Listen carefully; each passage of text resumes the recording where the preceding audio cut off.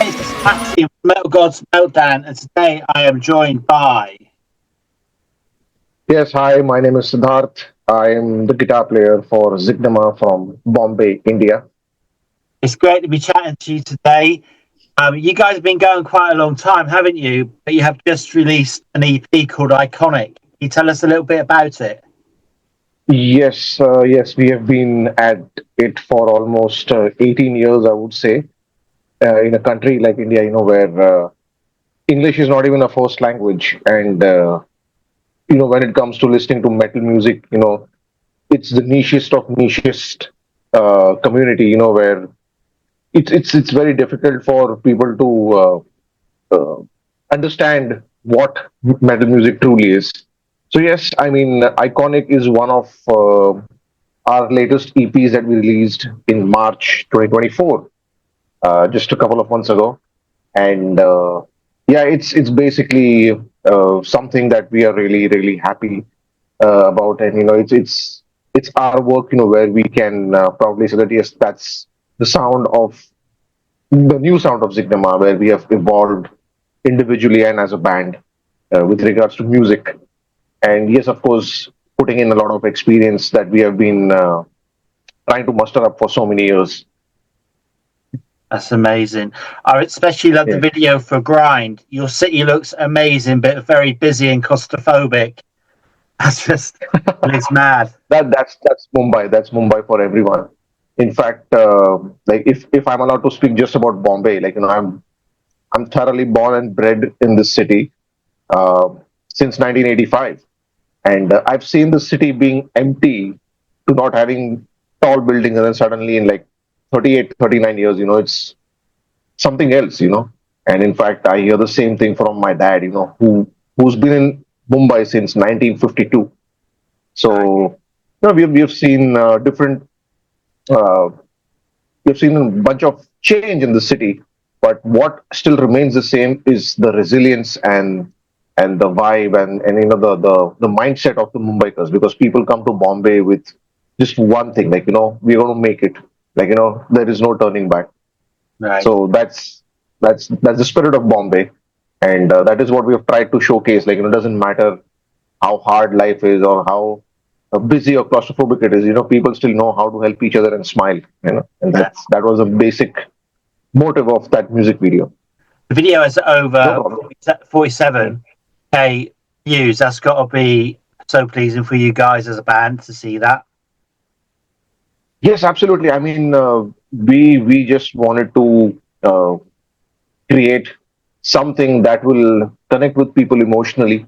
I mean, I think emotion is what makes us human, and we just didn't want this song to be the part of the metal community. We wanted this to, like, go outside of the metal community, so that we welcome more people inside, and that's how people can start liking and accepting a new style of music. It's just like food, like sometimes you don't like some sort of cuisine, but then suddenly someone takes you to the right place and you start liking it.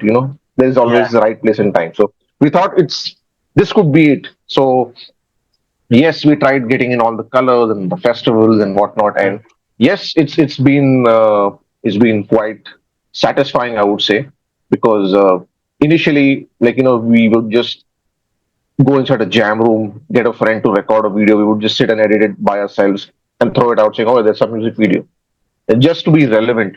But this is the second time we've actually put in a lot of thought, and I spent quite a lot of days and weeks, rather, uh, like, constantly going around the city of Bombay and trying to find that perfect face. Like, it's on the spot casting. Like, if you like someone, like, hey man, you look really good. Would you like to do a small bit in a video?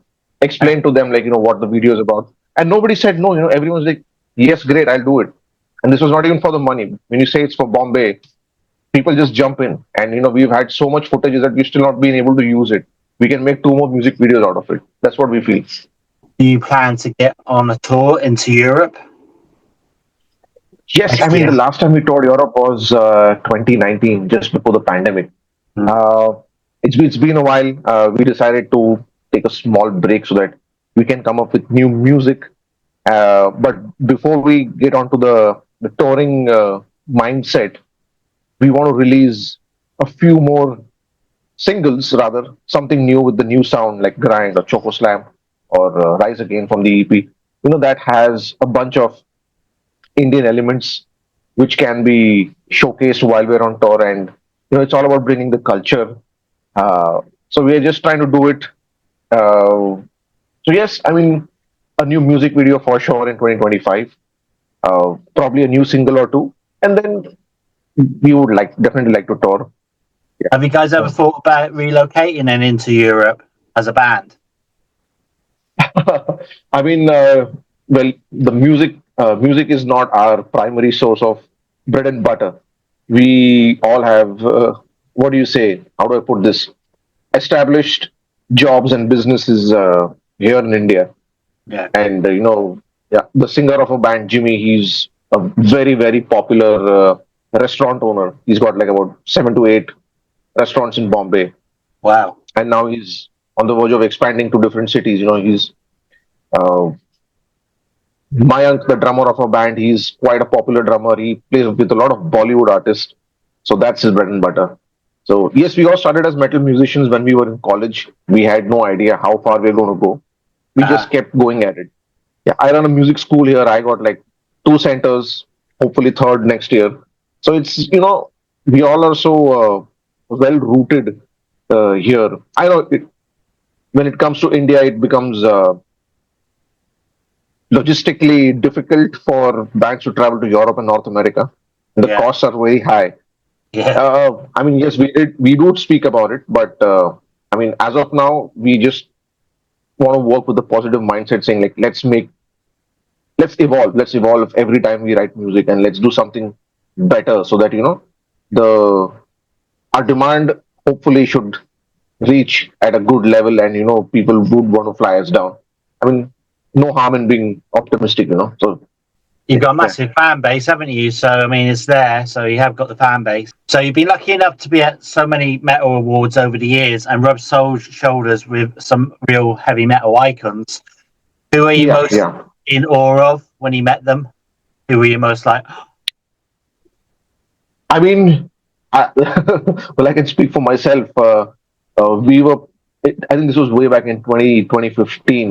We were just playing right before Megadeth in Kolkata at an N7 weekend. Like Dave Mustaine was just like 10 feet away from us, especially me.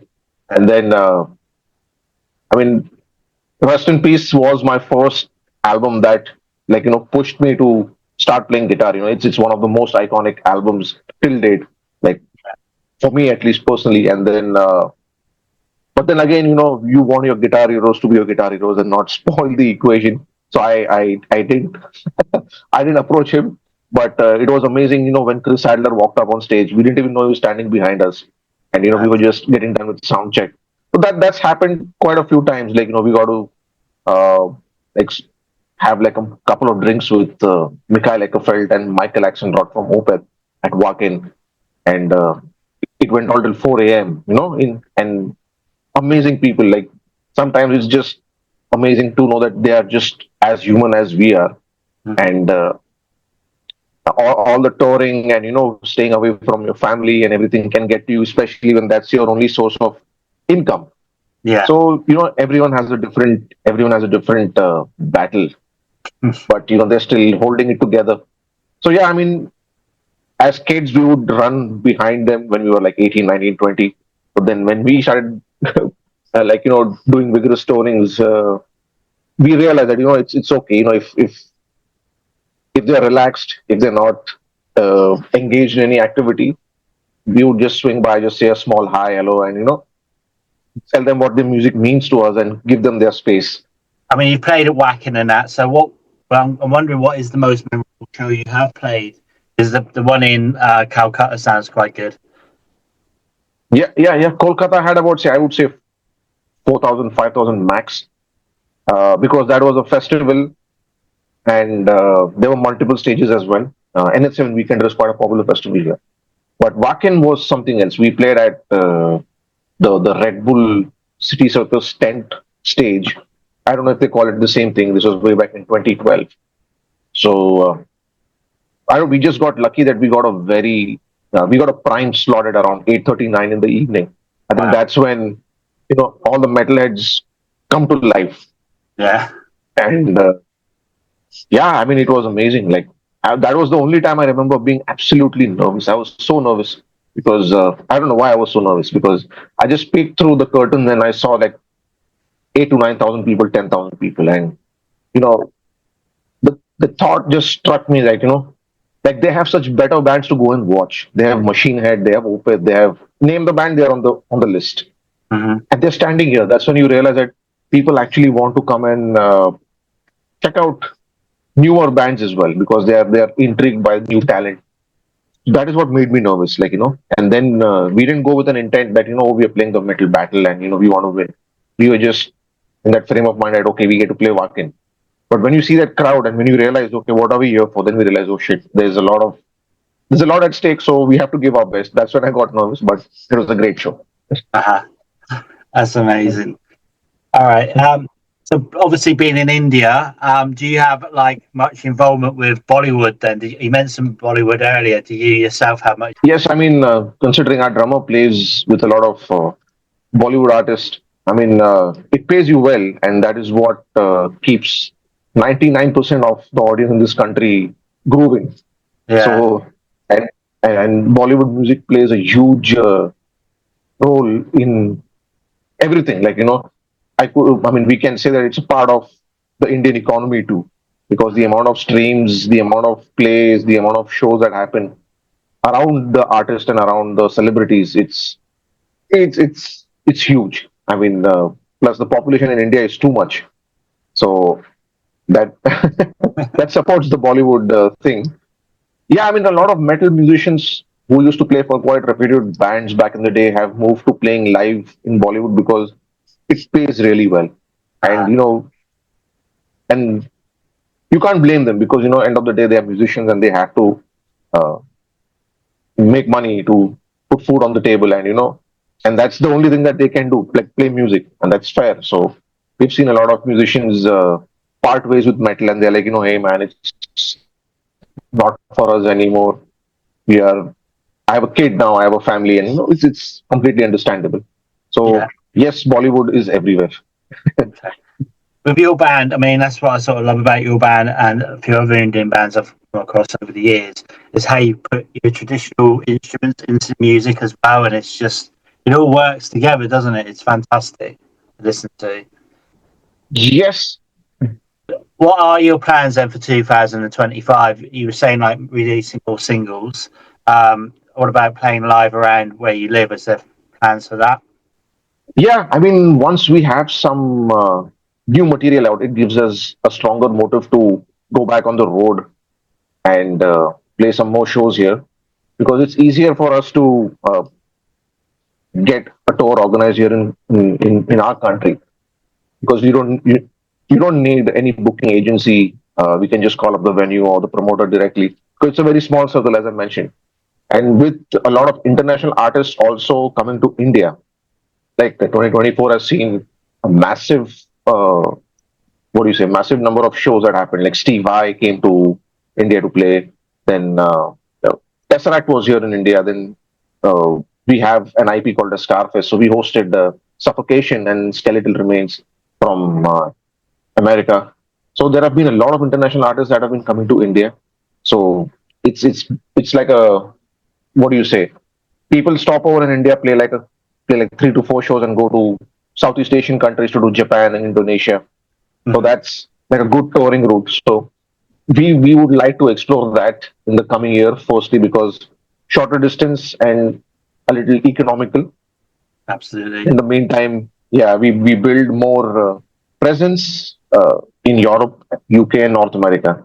Once we have a better face value and our music is more in demand, I think it'll be a lot easier for a lot of agencies to book us because it's promising for them as well. End of the day, even they're running a business, so we completely get it. So that's the Absolutely. plan. Just build more presence, make new music, and keep going at it. Which three albums have influenced you the most in your career? Oh, that's a very difficult question. I mean, there are quite a few. Metal wise, yes, of course, Rust in Peace by Megadeth, uh, in no particular order. Then I would say all albums by Pantera, but it took me 15 years to decide that Far Beyond Driven is one of my most favorite album Mhm. by Pantera. So Far Beyond Driven, then Rust in Peace, and I would say there's a hmm, like yes, Master of Puppets did get me out of my seat as a teenager, like when I was in school. So I would say it's a tie between Master of Puppets and Sepultura's Arise. Both were like unique Excellent in their own choice. way. Yeah, Excellent I love choice. the tribal sound of Sepultura. Yeah, definitely on Roots. Yeah, that's a fantastic album, man. Brilliant. All right. So next is 6 questions. So do you prefer festivals or small intimate gigs? I mean, both. See, festival, but yeah, I mean, like if to be honest, we have played more club shows than festivals. It is intimate, and knowing our reputation and what we have been doing for past 18 years, we tend to pack venues, so we are used to seeing pack audiences, Mhm. and that also directly allows you to interact with your fans, and it makes it more special. Uh, so yeah, I mean, we do love playing club shows a lot, but yes, we would love to see what festivals have in store for us. Okay. So yeah, Do you prefer vinyl or digital? I'm more of a cassette guy. Like coming being a guy from 1985. Yeah, I still remember waiting in queues to uh, pick up tapes from music stores. So Uh, I've never really used vinyls. I've seen the transition from cassettes to CD to an MP3 player yeah, and then digital. But yes, I love physical copies because I feel that it's a win-win for the listener and for the musicians because you pay for your artist and you can hear it multiple times. You've already paid for it and the artist gets the full amount. So, there is no dilution in between. So absolutely. I'm an old school guy. I love physical copies. Yeah. Yeah. What about you prefer cricket or football? Ooh. Uh, of course, coming from India, I grew up as a Sachin Tendulkar fan. But Mm. then eventually, when a lot of sports channels started streaming English Premier League, and then slowly they started streaming La Liga. But I started watching the FIFA World Cup first, and the Germany versus Brazil final actually got me into uh, football a lot. So I think my uh, football knowledge is slightly better than cricket in 2024. Right. All right, man. Do you prefer Yeah, I Metallica? watch football quite a lot. Yeah, Yeah, yeah. All right. So do you prefer Metallica or Slipknot? both actually, because both created a unique sound which was necessary. Like late 80s coming from Bay Area thrash, Mm. it basically stirred up a revolution in metal. And then early 2000, like Slipknot was referred to as whatever noise or whatever. But then look what they're doing. Like look how many bands they've nudged. And Exactly. I mean, it's it's it's a whole new thing. Like if someone says, okay, Metallica or Meshuggah, I'm like, I love Meshuggah more than Metallica, but Meshuggah are highly influenced by Metallica. Hmm. So if they didn't exist, Meshuggah wouldn't exist. Exactly. Yeah. That's my thought. So Couldn't agree yeah. more. Okay, so I can't live in the UK, so Indian food is really popular here in the UK. Do you have a favourite type of Indian food, though? I mean, We are hardcore street food eaters. Like, I'm not every day, but if you get a chance to just like nibble on some snack, Bombay is known for roadside snack eatery, and right? like yeah, I mean, there's a uh, thing called as vada pav. It's basically like a potato fritter ball. All right. It's placed in between a soft bun or bread, which is only made in Bombay. You don't get it anywhere else in the country. It's a Right. Mumbai speciality. Okay. Sounds So it's amazing. like it's called as the food of the hardworking or working class people. Like people just come, they'll pick up like two, three, they'll have it and Yeah. head to. So so you can have it on the go. So later on in the late 90s or early 2000, it got a tag called as Mumbai burger, but it's not a burger, but it's like, a potato fritter inside a bread, and with some That's nice. garlic sauce and Wow. chili sauce in it. It's very spicy, but it's amazing. Like, we love it. Sounds amazing, mate. Absolutely. All right.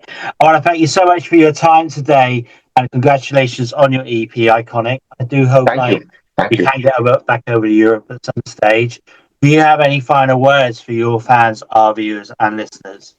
Thank you very much for listening, watching, hearing, reading, whatever. We are truly grateful. Support all your bands, support all the favorite bands or young bands. They need this support. Metal is a very strong and a niche community, so thank you for being a part of it.